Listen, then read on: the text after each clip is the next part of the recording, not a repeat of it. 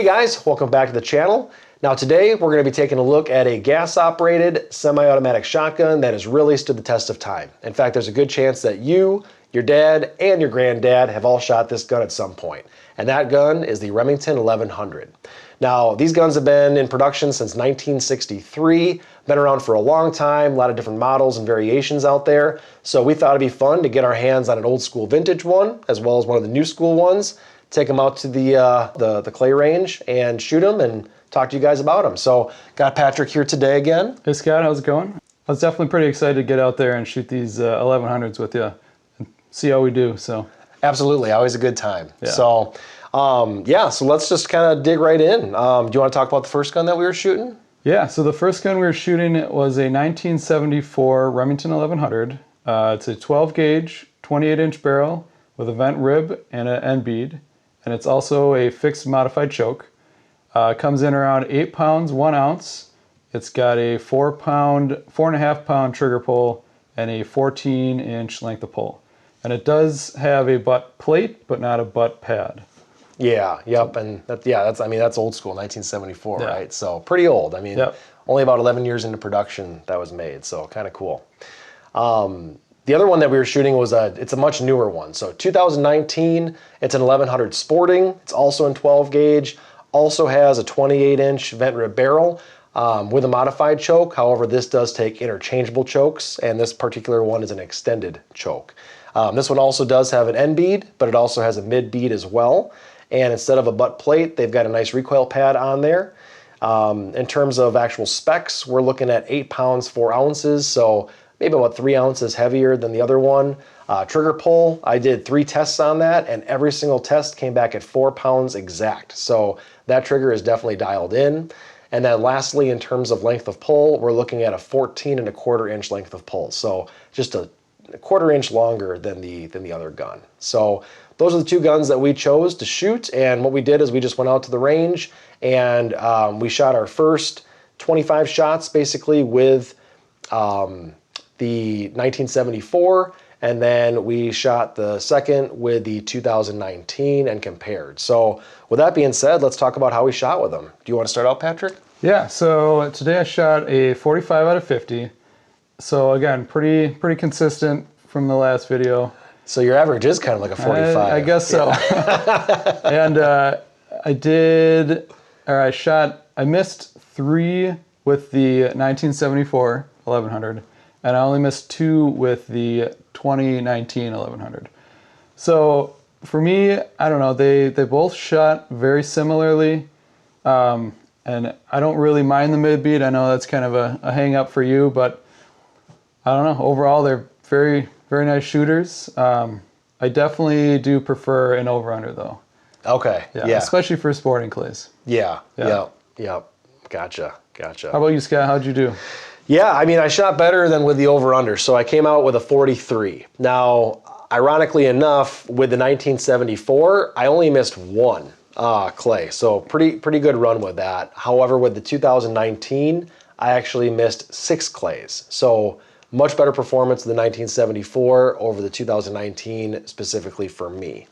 Now, what I noticed is I felt like I got a little distracted with that mid-bead, as well as for some reason I just didn't feel like I had a proper fit on the 2019 in comparison with the 1974. So because of that, I actually took them out a second time, and I did a 5-stand because it was just me, myself, and I. So I ran 5-stand, and what I did there is I shot 26 shells out of the 1974, and then I shot 24 shells out of the 2019.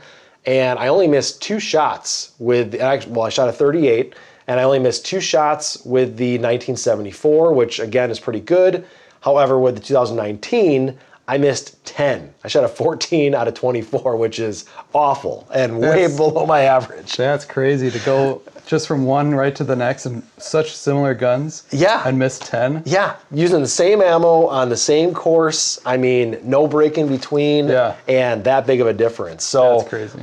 You know what? I'm guessing it's going to be the shooter because you certainly did fine with both of them. Yep. So it must just be something with fit. That's what I'm going to put it up to. Is it just doesn't fit me well.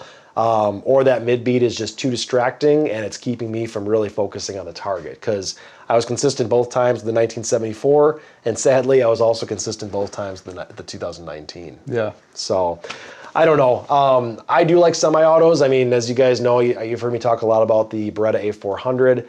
That's definitely my preferred semi-automatic, but I did like this 1974 as well. Yeah. Yeah, I know that they're both very great guns. I mean, for me, the fit, like you said, it was very comparable. Crazy that this is like a 50-year difference between guns, and they're so similar.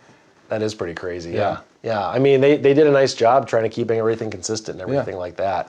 I mean, some of the mild differences, like I did feel like the 1100 Sporting did have a little bit less recoil, but a lot of that probably would be due to the pad. Yeah. You know, I mean, that's going to be a 2019, so it's a pretty fresh pad on there, and it's just a newer gun, so it's you're going to probably feel a little less recoil. Yeah. But in all honesty, it wasn't a huge difference. Did you notice anything different in recoil? No, not really. I mean, for me, I'm so used to shooting either a pump or an over-under that, I don't know, it just feels weird. It feels like the gun's moving more than it should be. Yeah, that is something with the semi-autos Yeah. that you experience. And you're right. You mainly are shooting pumps when we're out there, or your Weatherby. So, Yep. yeah, that is a difference for you. That's for sure. So, I guess we talked a little about what guns we were shooting. We talked about how we shot, some of the similarities, differences. I guess to wrap it up, is there a gun that you would prefer if we were going to go out again? Yeah, I mean, I might as well go with the newer 1100 because you can change out the chokes. That fit me pretty well, and yeah, I mean, I shot one clay better with it, so. Yeah, I mean, you were super consistent with both, so Yeah. I hear where you're coming from. I mean, having the interchangeable chokes, having the recoil pad, a little bit newer gun and everything like that, Yep. with the mid bead because you like the mid bead. Yep.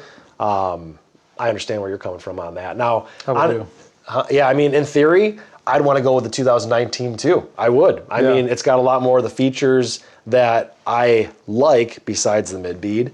But because I shot the 1974 better and I was consistent in shooting it better, I would actually grab the 1974 if we were going to do a rematch on this. Yeah.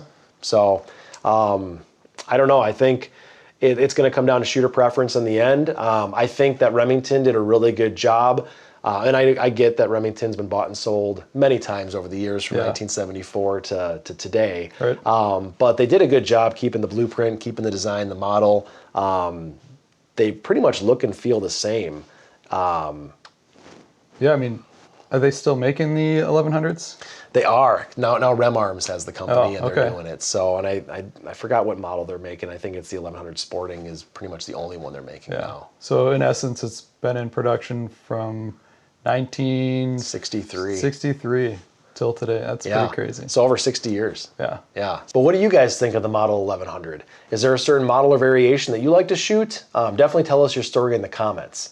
And if you do like this kind of content where we're kind of comparing different guns, taking them out to the same range and talking about similarities, differences, and what we prefer, definitely take the time to subscribe, like, ring that bell so you can get notifications of all of our future content.